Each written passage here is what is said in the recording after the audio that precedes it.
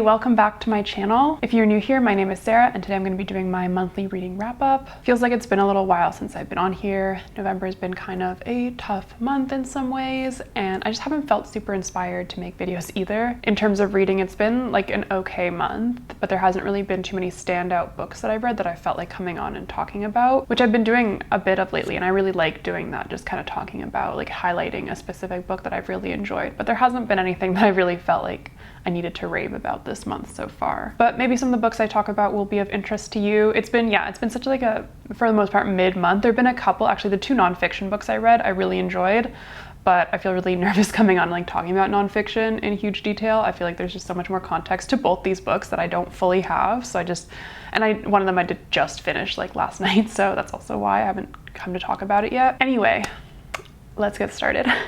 The first book I read is The Double Life of Benson Yu by Kevin Chong, and this is the last shortlisted book on the Giller Prize that I needed to read before the prize was announced. And this was one that I'd said before, like I probably wouldn't have read this if it hadn't been shortlisted. Like if it had just been on the long list, I don't think I would have picked it up because it didn't seem like a book that I would really enjoy. This book was described as metafiction, and I didn't totally know what that meant, but like I don't love meta things in movies or TV shows, so I just didn't think I'd enjoy it. It sounded a little bit confusing. You're following a narrator who seems to be kind of like rewriting his own childhood past. So you're kind of following him as a child, but it's not really him, which was like a little bit confusing at first. Like he's writing in all these characters who are definitely based off people in his life. Like he was abused earlier on. So he kind of writes in this stand-in for his abuser, but that person is not an abuser to like the child version of him that he's writing about. But I got it a lot more than I thought I would, and I really appreciated it too. I think there were a few confusing parts where things kind of like meld together, but it was really creatively done, and I think it was orchestrated pretty well ultimately. I wasn't left thinking like, what the hell did I just read? I got it and I liked it. I think it was a really cool way to kind of like rewrite your past, your own history, and working through your trauma to give your younger self like the kind of life you wish you had. This was one of my more favorite books that I read this month. I thought it was really good. And this was one that I thought would win the Giller Prize. I think this one was very much like an audience choice Giller Prize winner from what I saw about it. Maybe not. Maybe that was just my like one little experience at the one event that I went to where everyone was like buying this book and wanting to talk to the author. But it seemed like quite popular and well liked. The next book I read was longlisted for the Giller Prize. It is We Meant Well by Arum Shazia Hassan. This book follows Maya, who is a director at an orphanage in a fictional African country, and she gets a call in the middle of the night that one of her colleagues has assaulted a young girl. This girl is a local, but she also worked for the orphanage. She took a liking to Maya, and Maya ended up taking a liking to her too, got her a job. Kind of seemed like a very administrative assistant type position, but she really believed that this girl could go further and maybe get out of kind of her poverty roots through this job and position. There are no witnesses to this crime, but the villagers really believe in the local girl's story. They're very angry at her abuser, or alleged abuser, I guess, at this point, and at the orphanage as well. We go through this book being very unsure of what has actually happened, whether a crime was committed, whether there was a misunderstanding initially, and Maya seems somewhat unsure like what to do. This is a colleague she's known for a long time, but she also feels a responsibility to these people that she's been working amongst and with for a long time as well. This was a very readable book. Like I devoured it very quickly. You very much want to know where the story is going. I think the commentary on like charity and especially larger NGOs was very important and useful. There's a lot of talk about their shortcomings and how they're very overburdened with bureaucracy that ends up making people fairly out of touch with the society that they're kind of, or the people that they're trying to help. But a lot of people who didn't really like Maya, like she seemed also kind of like not very self-aware. She seemed like one of the out of touch people. I mean, she was living in this fictional country for a while, then she moves back to America, so she feels even more out of touch. She's doing a lot of things kind of from far away. Overall, I thought it was a pretty good book, but I will say the ending is very sudden, and like you kind of get certain answers and it sort of concludes, but I didn't like how sudden it was. It felt a little bit like the author wasn't totally sure how to end it, and like she kind of had her own conclusions, but I don't know,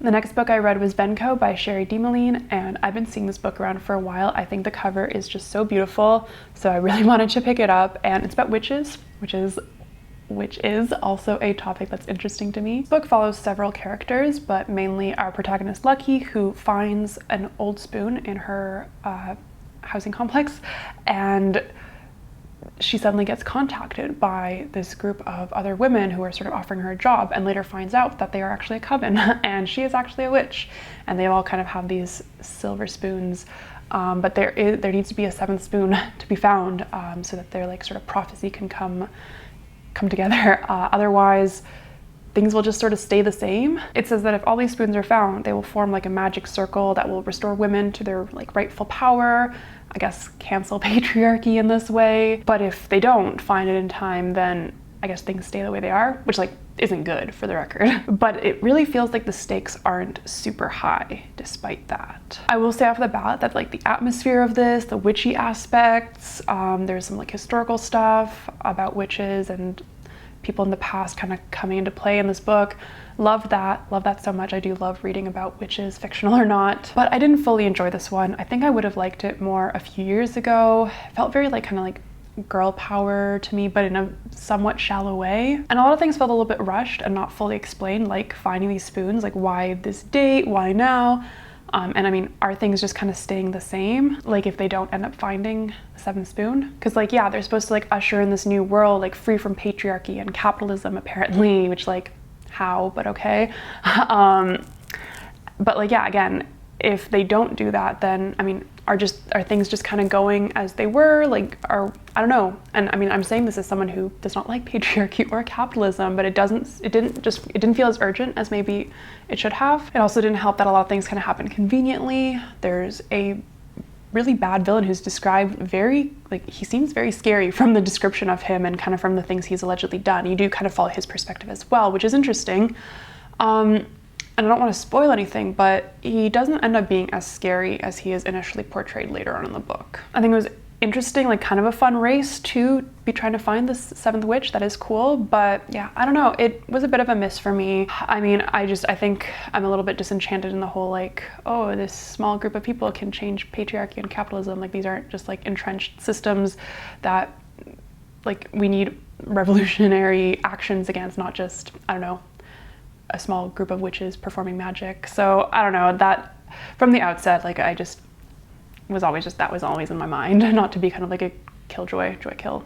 But yeah, I don't know, it was fun. It was a fun read overall, besides me being annoying about it, and just having that in the back of my head. I did like it for the most part, but it just wasn't anything astounding. Picked up Fashion, a Manifesto by Anushka Gross, just while I was walking around the library early this month. And yeah, it's a super thin book, and I ended up really liking it. It's very introductory. Obviously, there's not a lot that can be covered in this book. It's not meant to be a history of fashion, although she kind of goes into that a little bit at the start. There is a lot of like psychology actually stuff in it, like, or psychologists featured in it, which is very interesting. I feel like that might not always be included in a book about fashion. I guess most are probably more directed about like the history of fashion or various eras of fashion.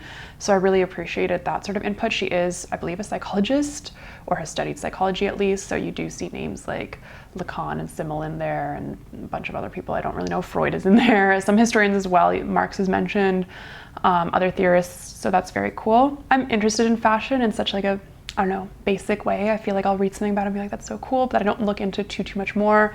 I watch Mina Lee here on YouTube, and I really love her videos on fashion. I think that's where I get most of my information. I liked the chapter on fashion as art, what makes something fashion, what makes something art. She was always kind of going back and forth, like, are these sort of like, I don't know, gimmicks around fashion, like calling it art, like just ways to sell us more crap, or is fashion a legitimate art form? Talked about fashion as harm as well, harm to our bodies, harm to workers. Fashion in the technological age. I did not know that there was like fashion related NFTs out there, which like, ugh. Yeah, I really liked it. I'm actually like rereading it a second time because I feel like I don't fully remember everything that I read. I tried to sometimes take notes on my nonfiction reading, but I didn't on this one just because it was so short and kind of fun. But I kind of wish I did. I'm still not, so maybe I didn't learn my lesson. I'm just like rereading it again. But I don't know, I might buy it one day or actually like take notes properly or look into, she did offer some other resources, so I might look into that some more and maybe learn more about fashion. I think it's important to talk critically about fashion while also acknowledging that it is something that is very important to people and something that most people do care about, even if they kind of claim not to. And I hope that one day maybe we will be more aware and make fashion, I don't know, safer and better for the environment and for workers. I finally read Heartbreaker by Claudia Day earlier this month as well. And I say finally because I've had this book sitting in my house for 2 years. I bought it off of a recommendation from someone, and then just never ended up reading it, but it's been taunting me a bit because I really love the cover. This is such a weird book that I was not totally vibing with at first. It's about a woman who arrives at this cult that was created many years ago. She's the first outsider to join. She kind of joins, well, is let in really because she crashes her car nearby, running away from something, and nobody really knows why or what, but she's the first outsider welcome. She ends up marrying, starting a family. She has a daughter, and now suddenly she's run away again. So you follow the perspective of her daughter, her dog, and a local boy also growing up in this cult. And from the start I was like, what the heck? Like, I don't want to follow this dog, like, because I don't know, I thought that the her daughter's perspective was kind of weird, but I felt like it'd be the most reliable one or something. But actually I ended up loving the dog's perspective the most. I think that part kind of gives you a lot of the background of the mom. It also explains quite a bit more about the cult, because that is a little bit confusing when you're just following the daughter's perspective. And I didn't think necessarily things would come together at the end, just because, I don't know, more characters started getting introduced, more situations, but they really did. I really liked the ending. I'm sure there was some like commentary on motherhood and stuff that I didn't fully, like, I don't know, I feel like I didn't fully grasp it, but I liked it. I don't know, it was a sweet book despite everything. And just for the weirdness of the cult itself, I think it's worth reading about, because I think this is a very creatively written book. Just like the story idea, like, yeah, cults aren't necessarily the most creative story subject ever, but this cult runs a certain way. The leader has died, so I don't know, it doesn't seem like there's so much of a leader anymore, but it's just kind of like going and going because it's all these people seem to know. I do recommend this one. I don't know if I described it well. It's weird, it's very weird, but I liked it. I'm not gonna hold these up the whole time. I read the Summoning series, rather reread it. This was a series I really liked when I was growing up, by Kelly Armstrong. And I read the first 2 books a lot when I was younger, but I didn't totally remember how it ended. I've only read this 3rd book once until now. So I want to just reread them all because I loved the first one. I reread it like a lot, even though it kind of ends and you're like, what's gonna happen next? I don't remember reading the second one as often or as much. And then again, 3rd one just maybe once in my life. So I don't know why I just had this urge. I just wanted to read something easy and chill because I wasn't really feeling like anything too complicated. And yeah, I reread them all really fast. I like kind of finished them all in like a couple days. We are following Chloe, our young protagonist, who discovers that she is seeing ghosts, or well, she's maybe not, maybe she is, and she is kind of sent to this group home to deal with like mentally ill young kids, teenagers. And I mean, it's pretty obvious from the outset that she is seeing ghosts, but she is being told like, oh, maybe you have schizophrenia, and she's not really sure what's going on. And she thinks that there might be something weird going on at this group home as well, which of course there is. Potential romances get brought up, interesting characters get introduced, some weird mean girls, and more supernatural creatures throughout the whole series. And overall, like, I think the first book and even the second book kind of hold up, just from what I remember. I don't know that I would recommend this to people who have never read it. I don't know if it would hold up in that way, but just like, I don't know, I had fun with these when I was younger. I had fun with them now, except the third book. And I don't fully know if that's just also because like I didn't read it as much when I was younger, but it just feels so rushed towards the end. It is the book with like some of the creepiest stuff and the most action, but it doesn't happen till like more than the last half of the book. And then the ending is just not satisfying. There are so many questions about Chloe's family, some of the people she's with, like her friends that she's met through this group home, like this, I don't know, just all the supernatural things that you end up finding out. I don't want to spoil this if anyone actually does want to read it. There's just so many questions, and I don't know, it just felt rushed. It felt like there could have either been another book, but the author just didn't feel like writing one, or I don't know, maybe some of the slower things from the first half of the book could have been taken out or reduced or something, or it could have just been a bit of a longer book. Like, these books are all about like 350 pages. I don't know, make it 450 pages, answer some questions. But I know Kelly Armstrong writes a lot for like adults. She writes adult fantasy and supernatural stuff. I think this might be her first or maybe even only young adult book. So I don't know, it's not bad. I don't know that I'll necessarily read her stuff for adults just because I don't have that nostalgia for it and it doesn't really seem like something I'm super interested in. There's like, it seems like there's a bit of a focus on romance that I didn't care so much about that. I remember kind of enjoying it when I was younger and thinking it was cute, but looking back, I'm just like, eh. I also read 5 Survive by Holly Jackson. I just saw someone reading this on Goodreads. It's like a YA thriller, and I just wanted like a thriller audiobook to listen to like on my walks So that's why I started reading it, and you know, it wasn't disappointing. I'm not easily impressed by thrillers, and I wouldn't say that I was necessarily impressed with this one, but it came together nicely enough that I was like, you know what, this is good. There was no unnecessary twist. The characters were not super likable, but I also think it's partially I just didn't love the voice actress on the audiobook because they all just sounded really annoying, and maybe they wouldn't have if I had actually read it. But there is actually like one or two really annoying characters. Regardless. So you are following these 6 teenagers. It is spring break. They're heading down in an RV down south from Philadelphia, and suddenly they take a wrong turn and they are stuck without data.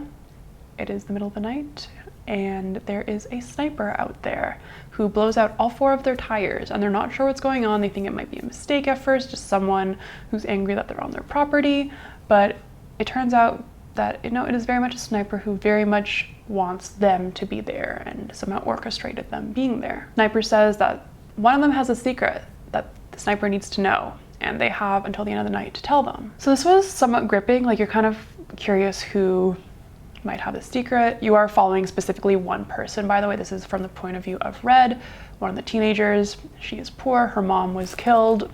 She was a police officer who was killed on, I think, in the line of duty a few years ago. So now she's very poor. Her dad, it is very heavily implied, is now an alcoholic who is just kind of checked out. And so she's just very anxious about like making ends meet. She's not going to college like most of the rest of her friends. She has a crush on one of the boys in the RV, but she feels very awkward about it. Her best friend is also there with her. And it just, I don't know, it seems like things are already very complicated for her. But yeah, you're wondering who might have the secret. Is it Red? Is it someone else? Some secrets do get revealed until ultimately we get the reveal of the big secret. And I didn't predict the secret. I kind of figured who might have the main secret, and I kind of figured it might connect with something from the past. But I didn't know exactly what it'd be. And then some more things kind of came to light that, in a sense, were sort of plot twists, but I didn't find them annoying. I liked them. Like, I don't know, I thought it was good. I thought this was fairly well written, especially for a YA thriller. So, I don't know, it's just a very easy one. Like, I think listening to the audiobook is just like cool. It's just something kind of a little, like, not passive, but a little passive to do. So yeah, I liked that. And lastly, I read Palestine, A 4,000 Year History by Noor Masala. I'm not an ancient history expert or even like a casual reader of it. So there was a lot in this that I felt a little bit out of my depth for.